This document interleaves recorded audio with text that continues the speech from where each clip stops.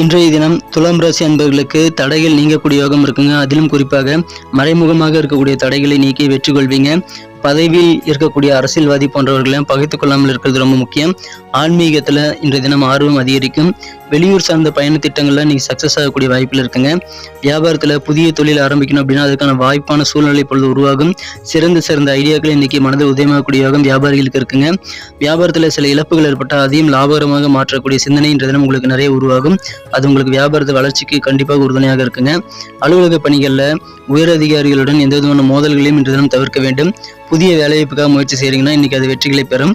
எனவே இன்டர்வியூ எதுவாக இருந்தாலும் தவறாம அட்டன் பண்ணுங்க. இன்றைய தினம் வேலை மாற்றம் உருவாகக்கூடிய வாய்ப்புகள் நிறைந்த அற்புதமான ஒரு நாள்.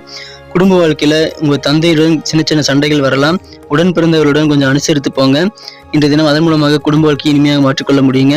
காதல் வாழ்க்கையில உங்களது உற்சாகத்தை கூட்டக்கூடிய வகையில சில திடீர் ரொமான்டிக் அனுபவம் காதலில் ஏற்படும். எனவே காதல் வாழ்க்கை அதன் மூலமாக அந்த அனுபவங்கள் மூலமாக இனிமையாக மாறுங்க. சித்திரை நட்சத்திரத்துல பிறந்த துலாம் ராசி அன்பர்களுக்கு ஆடம்பரமான பொருட்கள் வாங்கணும் என்ற ஆர்வம் இன்னைக்கு அதிகரிக்குங்க. சுவாதி நட்சத்திரத்துல பிறந்த நண்பர்கள் சமுதாய பணிகளில் ஈடுபடும் போது கொஞ்சம் கூடுதல் கவனமாக இருக்கணுங்க.